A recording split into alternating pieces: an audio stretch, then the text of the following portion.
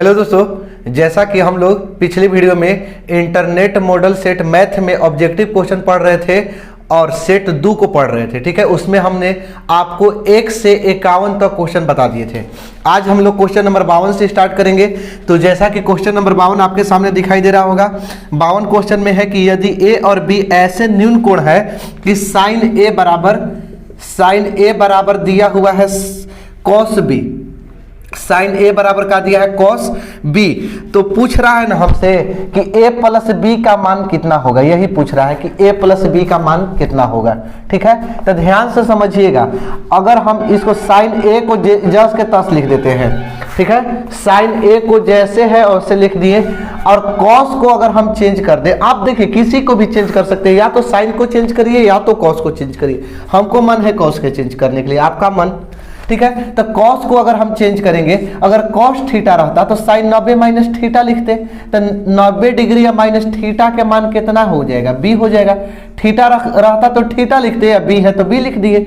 तो साइन से साइन हट गया तो बचेगा ये जब बचेगा 90 डिग्री या माइनस बचेगा बी। देखिए साइन से साइन हटा दिए दोनों दिन से, माइनस में बी है, इधर आके का में हो जाएगा, प्लस में हो जाएगा, बराबर का हो जाएगा 90 डिग्री। यानी हमसे क्या पूछा था, ए प्लस बी का मान कितना हो गया, 90 डिग्री हो गया। क्वेश्चन में है कि बिंदुओं 4 माइनस 1, 4 कोमा माइनस 1 है और दिया हुआ है 2 और 3 के बीच की दूरी पूछ रहा है। तो देखिए x1 के मान हो जाएगा, x1 के मान 4 और y1 का मान कितना हो जाएगा, -1। देखिए x1 y1, x2 का मान कितना हो जाएगा, 2 हो जाएगा, और y2 का मान कितना हो जाएगा, 3 हो जाएगा। आप लोग दूरी सूत्र पढ़े होंगे कि दूरी बराबर क्या होता है, तो फार्मूला होता है x2 माइनस x1 का होल स्क्वायर, प्लस होता है y2 माइनस y1 का होल स्क्वायर। x2 देखिए x2 कितना है, x2 2 है, x1 कितना है, 4 है, होल स्क्वायर कर देंगे। y2 कितना है, 3 है, अब बीच में माइनस है, y1 कितना है, -1। देखिए भैया यहाँ माइनस और एगो यहाँ माइनस 1 है ना, तब मिल के हो जाएगा प्लस, होल स्क्वायर दे देंगे। अब बताइए कि 4 में से 2 घटेगा तो -2 बचेगा ना, स्क्वायर कर देंगे, और 3 और 1 कितना हो जाएगा, 4 हो जाएगा, 4 का होल स्क्वायर कर दिए। अब बताइए कि 2 दूनी के कितना हो जाएगा, 4 हो जाएगा, माइनस माइनस प्लस, 4 चौके 16, और 16 4 हो जाएगा 20। 20 को तोड़ेंगे तो ऐसे, 20 को तोड़ेंगे तो 2 से 10 बार में, 2 से 5 बार में, 2 गो रूट में अगर रहेगा 2 तो एगो 2 निकल जाएगा, रूट में कितना बचेगा, 5। यानी दूरी कितना हो गया, 2 रूट 5। मात्रक लिखिए, इकाई लिखिए, वही होता है। क्वेश्चन में है कि दो बेलनों की त्रिज्याओं का अनुपात। देखिए 2 गो बेलन दिया है और त्रिज्या के अनुपात दे दिया है R1 अनुपात R2 बराबर दिया हुआ है 1:2। ध्यान से समझिएगा। ऊंचाइयों का अनुपात H1 अनुपात H2 दे दिया हुआ है कितना, 5:3। तब बोला है ना कि इनके आयतनों का अनुपात ज्ञात करें। तो भैया देखिए बेलन का आयतन πr²h होता है, ये तो आपको पता होगा कि बेलन का आयतन का होता है πr²h। हमको आयतनों का अनुपात ज्ञात करना है, तो πr1²h1 हो जाएगा पहला बेलन का आयतन, और दूसरा बेलन का आयतन πr2²h2 होगा। समझ में आ रहा है ना, दोनों बेलनों का अनुपात ज्ञात कर रहे हैं, तो पाई से पाई कटा दिए। अब देखिए यहाँ R1 है ना, स्क्वायर है ना, R1 के मान बताइए, 1 है। देखिए R1 का मान 1, तो 1 के स्क्वायर दे देंगे, इंटू H1 है, H1 बताइए तो 5 है ना, तो 5 दे दिए। R2 स्क्वायर है ना, R2 का मान 2 है तो 2 के स्क्वायर दे देंगे, और H2 है ना, H2 कितना है, 3 है तो 3 लिख दिए। अब ध्यान से समझिए भैया, 1 एकम 1, अब 5, अब बट्टा में 2 दूनी के 4 हो जाएगा, 2 बार कर दिया, गुणा 3, 5 एकम 5 और हो जाएगा 4 तिहाई 12। यानी इसका आंसर हो जाएगा 5:12। अगला क्वेश्चन में है कि यदि 1, 4, x 5 तथा 12 का माध्य 7 है। देखिए भैया माध्य दे दिया हुआ है, कितना आपका दिया है, 7 दे दिया हुआ है। माध्य कितना दे दिया है, 7, और माध्य बराबर क्या होता है, सबको जोड़कर 1 + 4 + x + 5 + 12, सबको जोड़ने के बाद जय गो रहता है उतना से हम भाग कर देते हैं। तो 1 2 3 4 5 गो है ना, तो 5 से क्या कर देंगे, भाग दे देंगे बराबर 7। समझ में आया? देखिए फिर से समझिए, माध्य दिया हुआ है 7, माध्य और आंकड़ा दिया है, तो माध्य बराबर सूत्र होता है कि सभी प्रेक्षणों का योग बटा सभी प्रेक्षणों की संख्या, सबको जोड़कर, और जय गो है 1 2 3 4 5 गो है, 5 से भाग दे दिए। अब यहां से समझिए 12 और 5 17, 17 और 4 21 और 1 22 हो गया। अब प्लस कितना हो जाएगा, 1 से बटा में कितना है, 5 है, बराबर 7 है, तो 7। अब 22 प्लस 1 से अब 5 का गुणा कर देंगे 7 में, तो 7 5 हो गया 35, तो x बराबर 35। अब प्लस में 22 है तो हो जाएगा माइनस में, x बराबर 35 में से 12 को घटा दीजिए तो कितना बचेगा, 13 आंसर हो जाएगा। अगला क्वेश्चन में है कि tan 30 डिग्री, देखिएगा tan 30 degree, sine 30 degree, cot 60 degree, cosec 30 degree का मान ज्ञात कीजिए। तो देखिए ध्यान से समझिए, tan 30 डिग्री का मान 1/√3 होता है, इंटू साइन 30 डिग्री का मान 1/2 होता है। आप मान याद करिएगा, इससे आपको बहुत सारे हेल्प मिलेगा क्वेश्चन में। कॉट 60 डिग्री का मान होता है 1/√3, ठीक। और यहां से देखिए कॉसेक 30 डिग्री का मान होता है 2। अब यहां से देखिएगा 2 से 2 का हो गया, कट गया, तो 2 से 2 को कटा दिए, तो 1 में 1 से गुणा करेंगे तो 1 हो जाएगा, और √3 में √3 का गुणा करेंगे तो 3, यानी आंसर हो जाएगा 1/3। अगला क्वेश्चन में है कि एक घन के संपूर्ण पृष्ठीय क्षेत्रफल 216 दिया है। घन का संपूर्ण पृष्ठीय क्षेत्रफल, संपूर्ण पृष्ठीय क्षेत्रफल दे दिया गया है 216 सेंटीमीटर स्क्वायर। तब पूछ रहा है कि आयतन कितना होगा।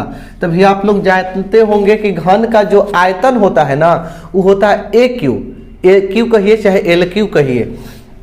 तब पहले घन का संपूर्ण पृष्ठीय 216 दिया है।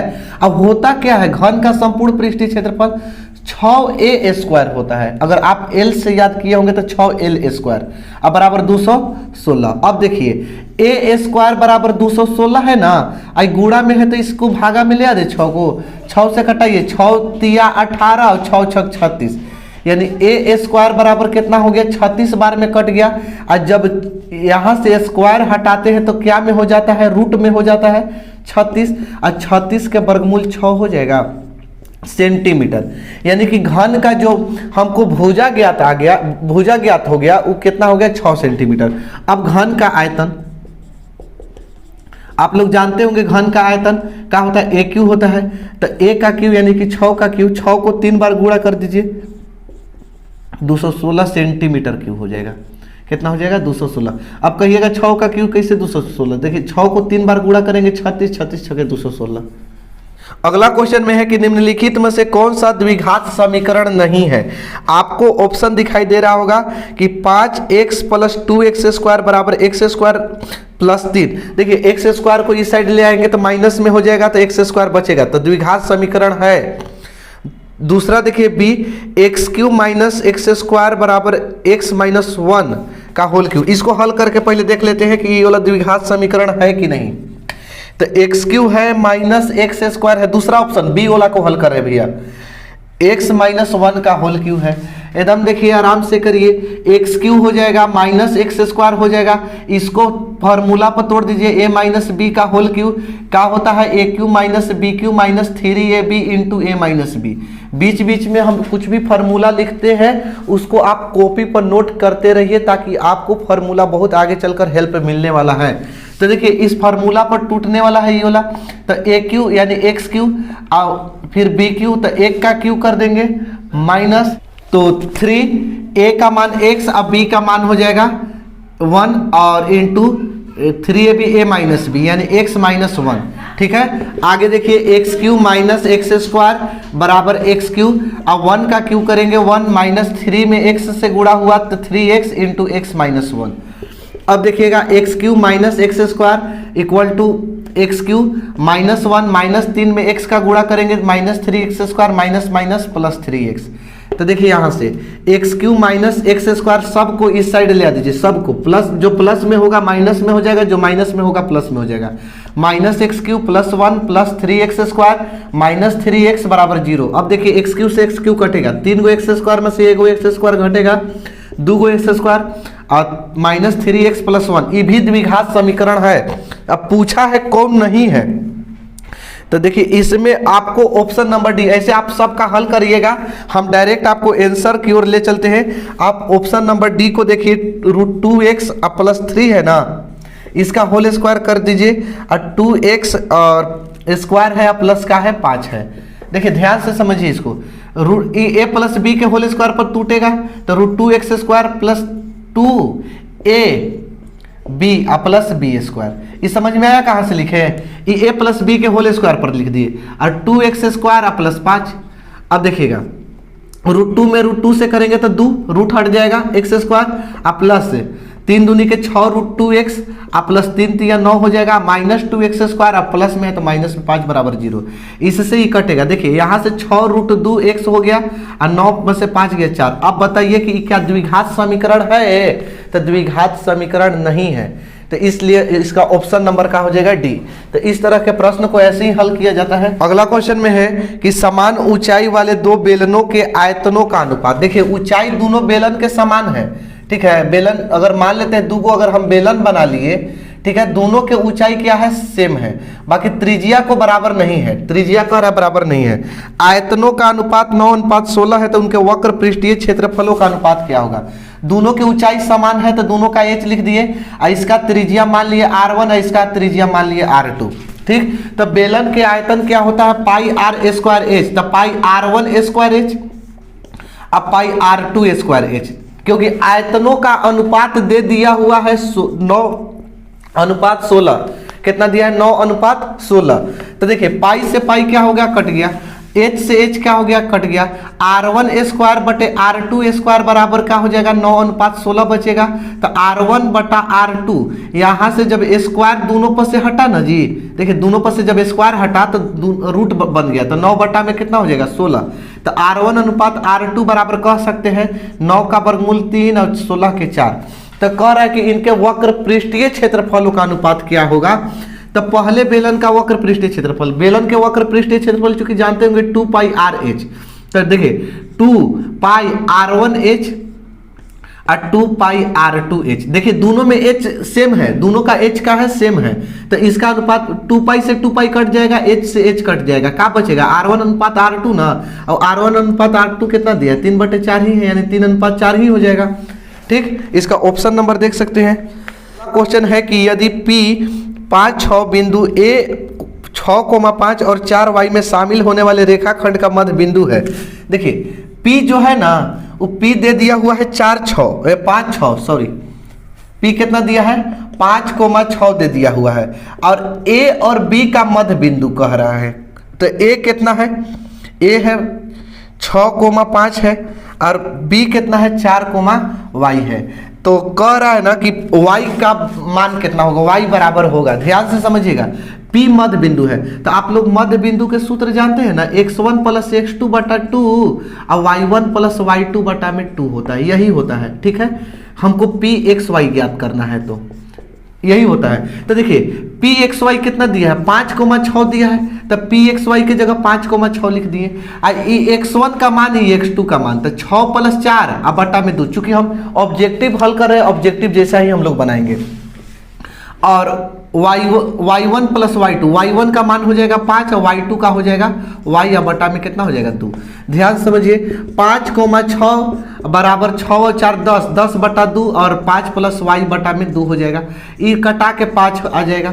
अब देखिए 5,6 अब बराबर 5 प्लस y बटा 2, ध्यान से समझिए, इस ये वाला 5 यहाँ के 5 के बराबर आ गया, ये दोनों बराबर आ गया ना, तो इस दोनों को इसको भी बराबर करेंगे, क्योंकि x वाला x में बराबर होता है और y वाला y के साथ बराबर होता है, ठीक। तो किसके बराबर करेंगे,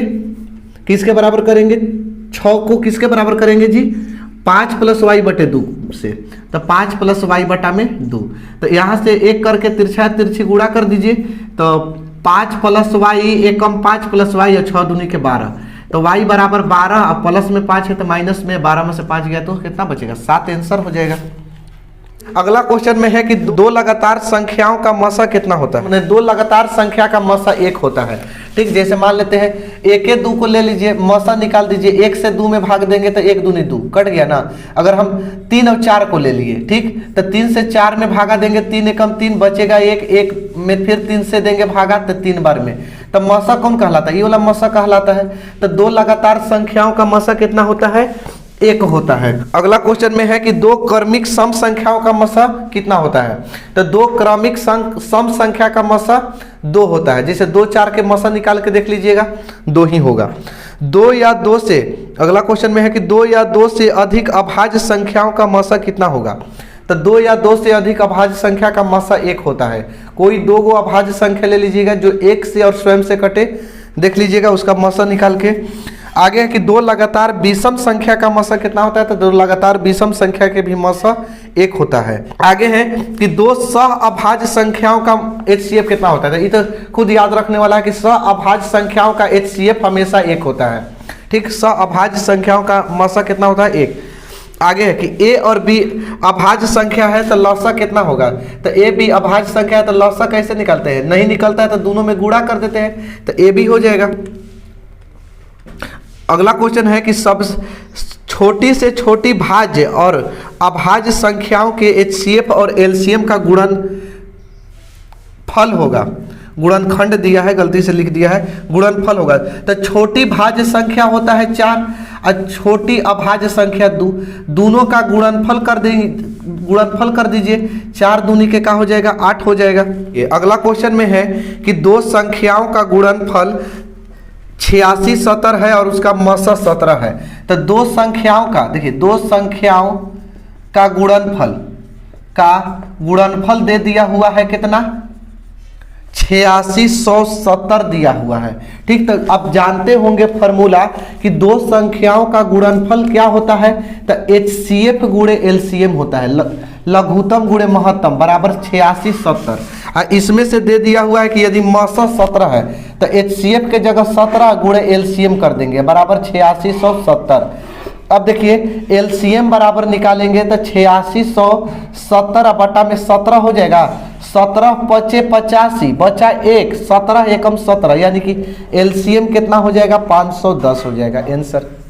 आगे क्वेश्चन में है 6, 8 और 22 का लसा और मसा का अनुपात कितना होगा। देखिए 6, 8 और 22 है ना, लघुत्तम निकालिए, 2 से 3 बार में, 4 बार में, 11 बार में। अब नहीं जाएगा तो 2 गुणा 3 गुणा 4 गुणा 11, 3 दूनी के 6, 6 चौके 24, और 24 में 11 से करेंगे 24 से कम 24 और 24 और 2 26, यानी 264 हो जाएगा लघुत्तम।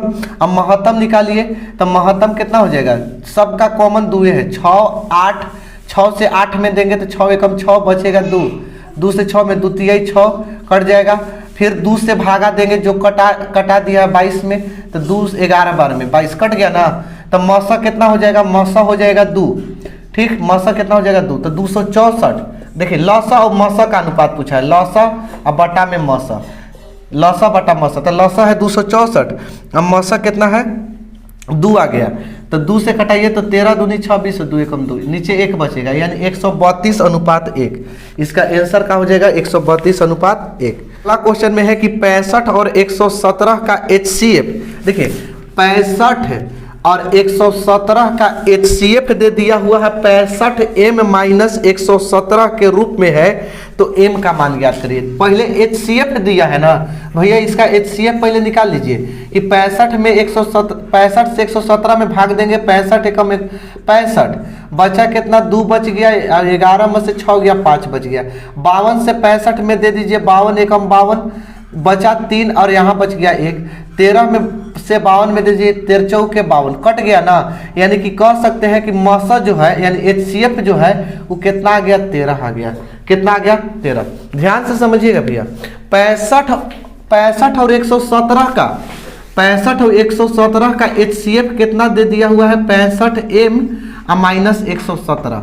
ठीक, अब हम निकाले तो कितना आया, 13 आ गया, तो बराबर 13 निकल। इसका HCF निकाला तो इतना आया, और हम निकाले तो कितना आया, 13 आया, तो दोनों बराबर होगा। अब 65m बराबर 13 माइनस में है तो इधर आके प्लस में कर दीजिए, तो 65m बराबर 130 हो जाएगा।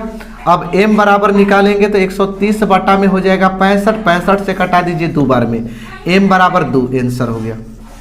अगला क्वेश्चन में है कि HCF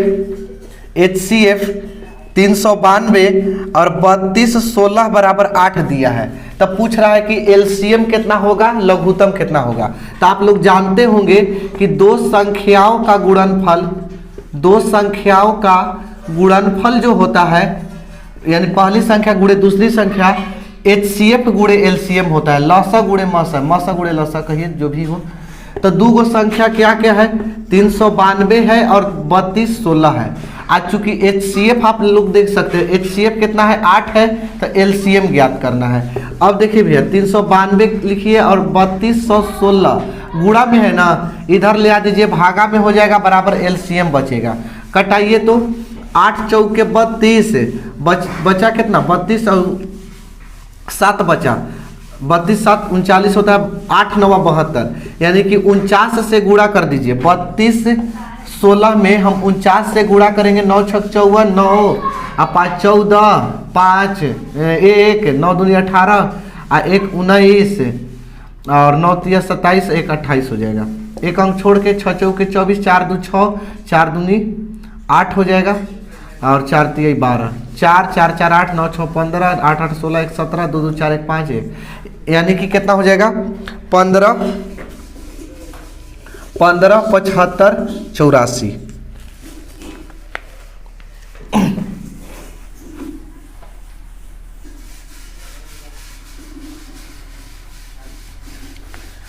अगला क्वेश्चन देखिए, अगला क्वेश्चन में है कि यदि x तथा 45 का लसन 90 और मसा 5 हो तो x का मान ज्ञात करें।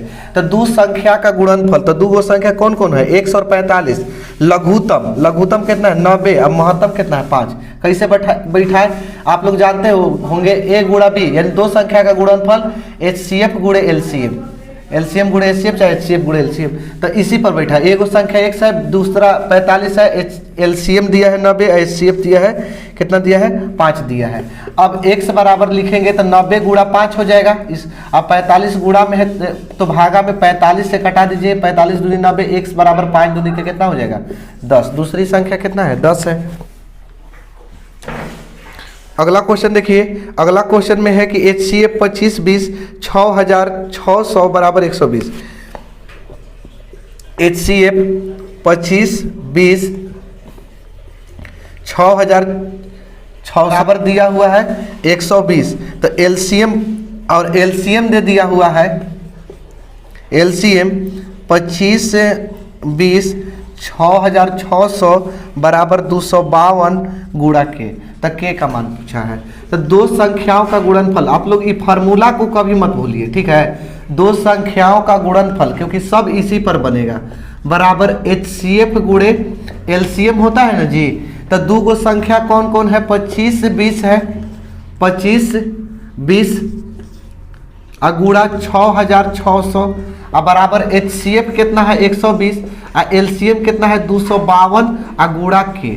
अब क्या करेंगे, 25 20 गुणा 6600 गुणा में है, इधर आके भागा में लिख देंगे 120 गुणा 252 बराबर के लिख देंगे। 0 से 0 को कटा दीजिए, 12 से कटाइए, 12 5 60 12 5 60, ठीक है। अभी कटेगा 252 से 252 कट गया एक बार में, एगो 0 है तो एगो 0, यानी कि 55 दहा में कितना हो जाएगा 550 हो जाएगा बराबर के, इसलिए के का मान कितना हो गया 550 हो गया, ठीक है। अगला क्वेश्चन में है कि यदि दो संख्याओं का मसा 25, यानी मसा कितना दे दिया हुआ है 25 दे दिया हुआ है और लसा दे दिया हुआ है 50, तो संख्या का गुणनफल। तो दो संख्याओं का गुणनफल आप लोग जानते होंगे कि दो संख्याओं का गुणनफल जो होता है वो क्या होता है, HCF गुणे LCM होता है, HCF गुणे LCM। तो दो गो संख्या का गुणनफल पूछे रहा है, HCF दे दिया हुआ है 25 और LCM दिया हुआ है 50, गुणा कर दीजिए 25 5 125 है, एगो 0 1250 होगा। अगला क्वेश्चन है कि यूक्लिड विभाजन एल्गोरिथम दो धनात्मक पूर्णांकों के निम्न में से किसे प्रकलित करने की तकनीक है। आप लोग बताइए कि यूक्लिड विभाजन एल्गोरिथम से क्या बनाते हैं, HCF बनाते हैं ना, तो किसका तकनीक है, HCF ज्ञात करने के लिए, ठीक है, HCF माने महत्तम। आगे क्वेश्चन देखिए कि किसी धनात्मक पूर्णांक a और b के लिए लॉसा और मौसा निम्न में से किसके बराबर होता है, तो a गुणा b के बराबर होता है। तो दो संख्या का गुणनफल लॉसा गुणे मौसा होता है, तो a गुणे b। आगे है क्वेश्चन कि 6x के पावर 4 और y है और 12xy का महत्तम समापवर्तक क्या होगा। तो देखिए 6 को तोड़ दीजिए, तो यहाँ से, सॉरी ऐसे नहीं, 6x के पावर 4y को तोड़िए। तो देखिए 6 को हम तोड़ेंगे तो कैसे लिखेंगे, 6 गुणा 4 को x और यहाँ से y, और 12 को तोड़ेंगे 12xy है, तो 6 गुणा 2, 6 दूनी 12 और xy। तो देखिए जो मिलता है वो HCF कहलाता है। तो क्या मिला, 6 मिला, x मिला और क्या मिल रहा है, y मिल रहा है। तो जो मिलेगा वो HCF कहलाता है। तो 6 और एगो x लिखेंगे, एगो y लिख देंगे, इसका महत्तम कितना होगा, 6xy हो जाएगा। अगला क्वेश्चन में है कि दो संख्याओं का लसा 1500 है तो इनमें से मौसा नहीं हो सकता है। तो आप याद रखिएगा क्वेश्चन कह रहा है कि लसा पहले दे दिया हुआ है 1500, लौसा कितना दिया है 1500। अब पूछ रहा है कि महत्तम कौन नहीं होगा। तो एक बात हमरे याद रखिए कि जो लौसा है ना हमेशा मौसा से भाग लग जाता है, ठीक, यानी मौसा लौसा को भाग लगा सकता है। ऑप्शन देखिए, ऑप्शन दिया हुआ है 300, ऑप्शन बी देखिए 200 दिया है, ऑप्शन सी दिया है 500, ऑप्शन डी दिया है कोई नहीं, नन, कोई नहीं। तो 300 जो है 1500 में 300 से भाग लग जाएगा। देखिए 2 जीरो से कट गया, 3 5 15, ये हो सकता है, मौसा हो सकता है। अब 1500 से 200 से भाग देंगे, 2 जीरो से 2 जीरो कट गया, 15/2, ये नहीं ना लग रहा है। तो कौन नहीं हो सकता है, तो इसका ऑप्शन नंबर बी सही है। इसका ऑप्शन नंबर का है बी सही है, यानी कि 200 मौसा नहीं हो सकता है। अगला क्वेश्चन में है कि यदि दो संख्याओं का लसा और मौसा समान हो तो संख्याएं होगी। देखिए तो दो संख्याओं का लसा और मौसा दोनों समान है ना, लसा जितना है उतना ही मौसा है, लसा और मौसा दोनों क्या है, समान आ गया। तो दोनों संख्याएं क्या होगी, तो इसका आंसर आप याद रखिएगा, दोनों क्या होंगी, समान संख्याएं। अगला क्वेश्चन में है कि यदि संख्याओं का गुणनफल 1200 और मौसा 15 हो तो लसा कितना होगा। संख्याओं का गुणनफल 1200 दिया है, तो दो संख्याओं का गुणनफल क्या होता है, संख्याओं का गुणनफल दे दी होता है HCF गुणे LCM होता है। गुणनफल कितना दे दिया हुआ है, 1200 दे दिया हुआ है। अब फिर मौसा 15 दिया है तो लसा पूछ रहा है, LCM पूछ रहा है। तो 1200 में हम 15 से भाग दे देंगे तो LCM हो जाएगा 12, 15 8 20 से 0, LCM कितना हो गया, 80 हो गया। क्वेश्चन में है कि यदि HCF A8, देखिए HCF दिया हुआ है A8, कितना दे दिया हुआ है 4, और फिर दिया है कि LCM दिया हुआ है A8 बराबर 24 दिया हुआ है, तो A का मान पूछ रहा है।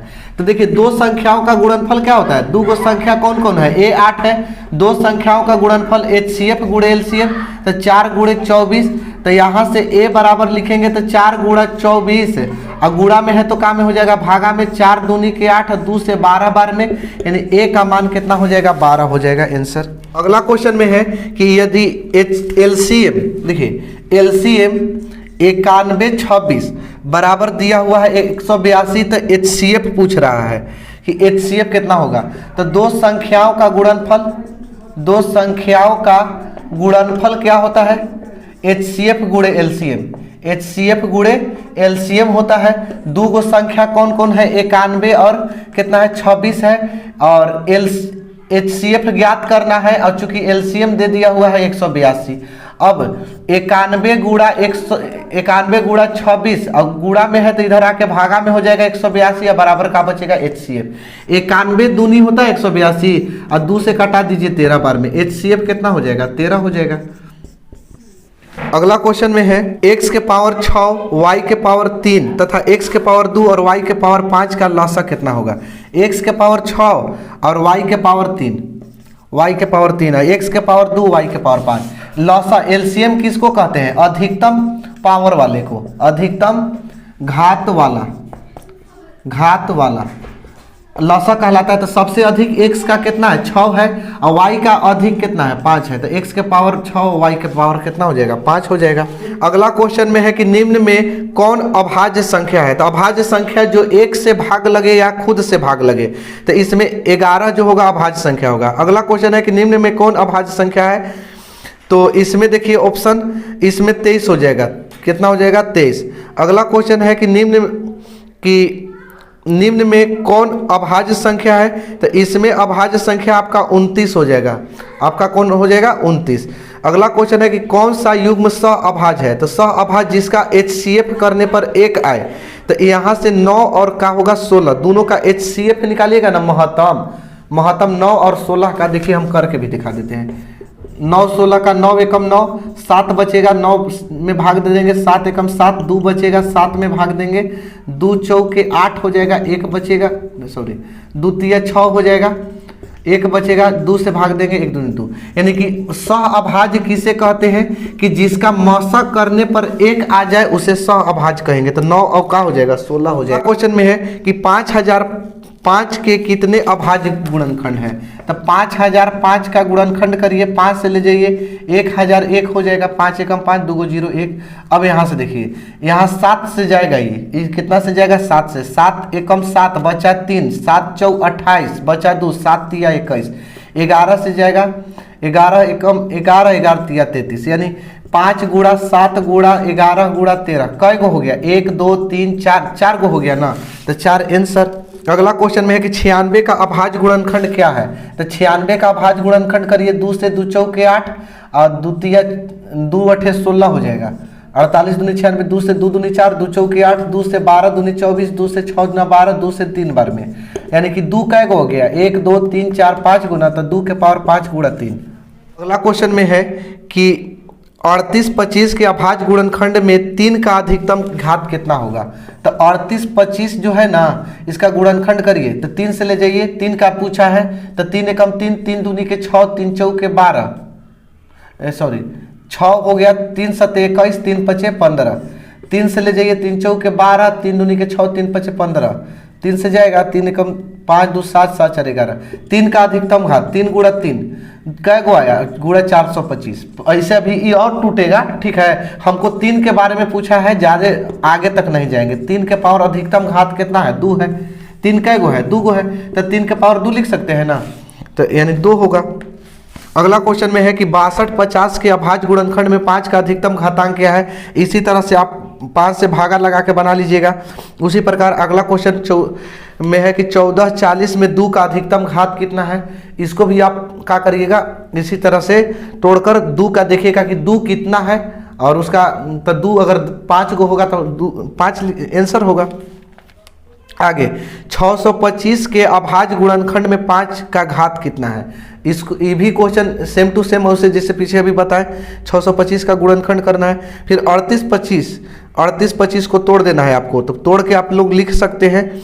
आगे है कि 156 के अभाज्य गुणनखंड में 2 का घात कितना होगा? तो 156 को तोड़ के देख लीजिएगा कि 2 का घात कितना है। सब एक जैसा क्वेश्चन आपका पूछ रहा है। आगे है कि 360 के अभाज्य गुणनखंड में सभी गुणनखंड के घातों का योगफल कितना होगा? ये थोड़ा सा अलग क्वेश्चन है। क्वेश्चन में है कि 360 के हम पहले अभाज्य गुणनखंड करेंगे, तो 2 से, तो 2 एकम 2 2 अठे 16, 18 न 36, 2 से 90 दूनी 180, फिर 2 से 45 दूनी 90, 3 से 15 तिया 45, 3 से 5, यानी कि 2 कै गो है? 2 2 2 1 2 3 गो है, तो 2 के पावर 3, 3 कै गो है? 2 गो है, तो 3 के पावर 2, अब 5 के पावर 1। अब इसमें क्वेश्चन समझिए कि 360 के अभाज्य गुणनखंड में सभी गुणनखंडों के घातों का योगफल, तो घात कौन कौन है? 3 है, 2 है, 1 है, सबको का योगफल, योगफल का मतलब सबको जोड़ दीजिए, 3 2 5 5 और 1 6, आंसर इसका क्या होगा? 6 होगा। अगला क्वेश्चन में है कि 140 के अभाज्य गुणनखंड है, तो 140 के गुणनखंड कर दीजिएगा, कर देते हैं। 2 से 70 बार में, 2 से 35 बार में, 5 से 7 बार में। 2 कै गो है, 140 लिखने के बाद 2 कै गो है, 2 गो है, 5 एगो है और 7 एगो हो गया। अगला क्वेश्चन और आज के लिए लास्ट क्वेश्चन, यानी टोटल 100 गो हो गया ऑब्जेक्टिव। देखिए 0.32 को P बटे Q के रूप में लिखना है। 0.32 है, इस पर 2 पर रेकरिंग है। ध्यान से समझिएगा, जितना पहले अंक दिया रहता है सबको लिख लेते हैं, जिस पर रेकरिंग नहीं है उसको घटा देते हैं, जिस पर रेकरिंग रहता है उसके लिए 9, और इसके जस्ट बगल में जिस पर रेकरिंग नहीं है उसके लिए 0। 32 में से 3 गया 29 और बटा में 90, आंसर हो गया। ठीक।